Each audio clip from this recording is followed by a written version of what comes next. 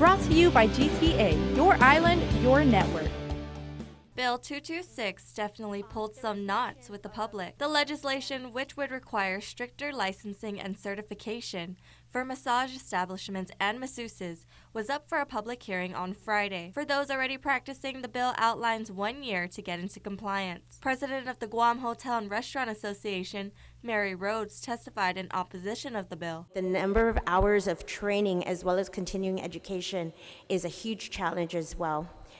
Whether or not there are passing grade requirements, that hasn't been mentioned, and as Senator San Agustin knows, that was a huge issue with the ABC license in identifying what is considered as a passing grade for Guam, considering our educational system. There is mention of, again, with the extension to allow the 90 days for up to a year.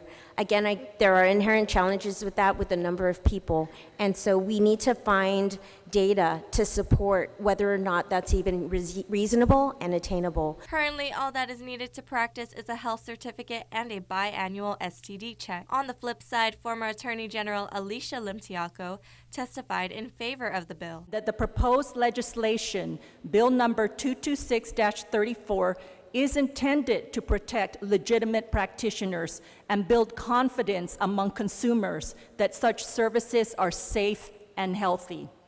Unfortunately, studies and reports have referred to illegal activities such as prostitution and human trafficking occurring in massage parlors, therapeutic massage establishments, and others of this nature. And that was the intended goal of the bill when Senator Nelson first introduced it to legislature. After hearing testimonials, Nelson concluded the hearing with closing remarks. I want to work with you, but we must do something. We cannot continue to look the other way and pretend that we don't need a certification or requirement because this involves health.